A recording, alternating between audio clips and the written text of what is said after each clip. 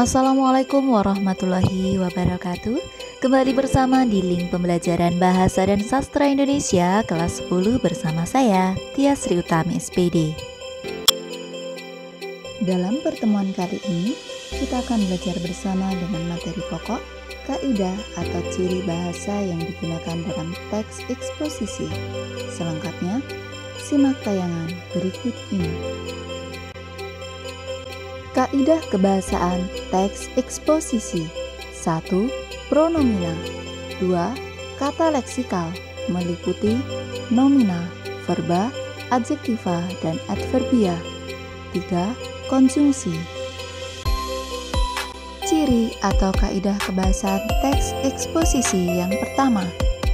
Pronomina.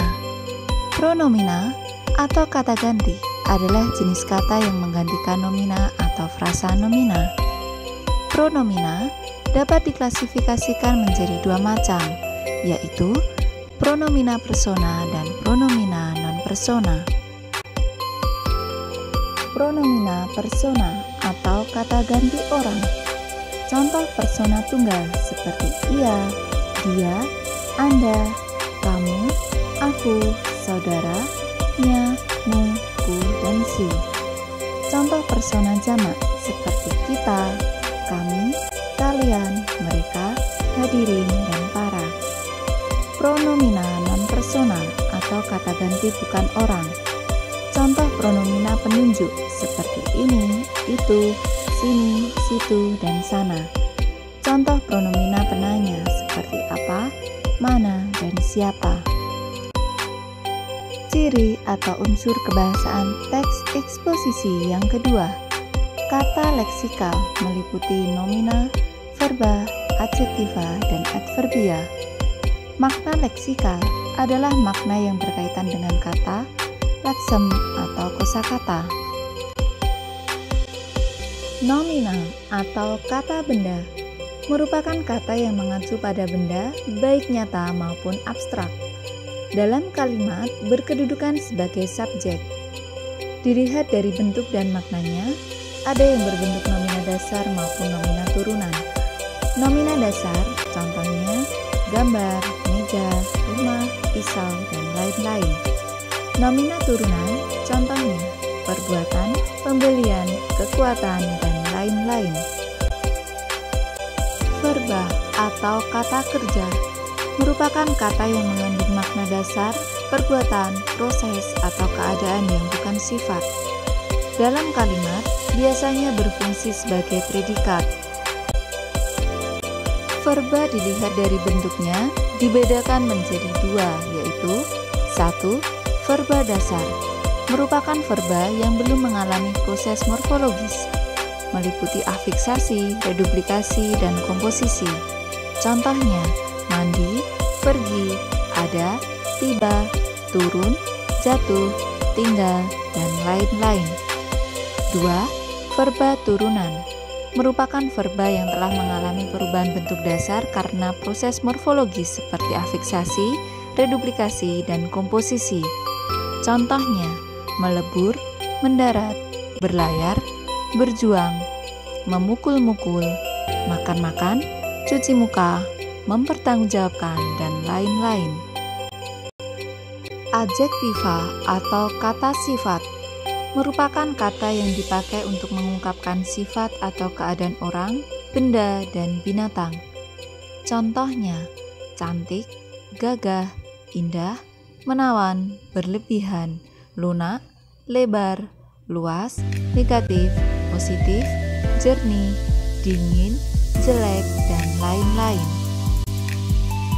Adverbia atau kata keterangan merupakan kata yang melengkapi atau memberikan informasi berupa keterangan waktu, tempat, suasana, alat, cara, dan lain-lain. Contoh, di, dari, ke, sini, sana, mana, saat, ketika, mula-mula, dengan, memakai, dan lain-lain. Ciri atau kaidah kebahasaan teks eksposisi yang ketiga. Konjungsi. Konjungsi dapat digunakan dalam teks eksposisi untuk memperkuat argumentasi. Suatu jenis konjungsi dapat digunakan dengan menggabungkannya dengan konjungsi yang sejenis dalam suatu kalimat yang saling berkorelasi sehingga membentuk koherensi antar kalimat. Dapat pula mengkombinasikan beberapa jenis konjungsi dalam suatu teks sehingga tercipta keharmonisan makna maupun struktur. Macam-macam konjungsi. 1. Konjungsi waktu. Contoh: sesudah, setelah, sebelum, lalu, kemudian, setelah itu, dan lain-lain. 2. Konjungsi gabungan. Contoh: dan, serta, dengan, dan lain-lain. 3. Konjungsi pembatasan. Contoh: kecuali, selain, asal, dan lain-lain. 4. Konjungsi tujuan. Contoh: agar, supaya, untuk, dan lain-lain. 5. Konjungsi persyaratan. Contoh: kalau, jika, jikalau, bila, asalkan, bila mana, dan apabila. 6. Konjungsi perincian.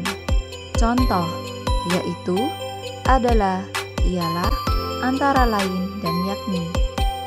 7. Konjungsi sebab akibat. Contoh: karena, sehingga, sebab, akibat, dan akibatnya. 8. Konjungsi pertentangan. Contoh: tetapi, akan tetapi, namun, melainkan, dan sedangkan. 9. Konjungsi pilihan. Contoh: atau. 10. Konjungsi penegasan atau penguatan. Contoh: bahkan, apalagi, hanya, lagi pula, dan itu pun. 11. Konjungsi penjelasan. Contoh: bahwa. 12. Konjungsi perbandingan. Contoh: bagai, seperti, ibarat, dan serupa. 13. Konjungsi penyimpulan. Contoh: oleh sebab itu, oleh karena itu, jadi, dan dengan demikian. Demikian materi yang dapat saya sampaikan dalam pertemuan kali ini, semoga bermanfaat. Terima kasih atas perhatiannya, mohon maaf atas segala kekurangan. Sampai jumpa di tayangan berikutnya. Wassalamualaikum warahmatullahi wabarakatuh.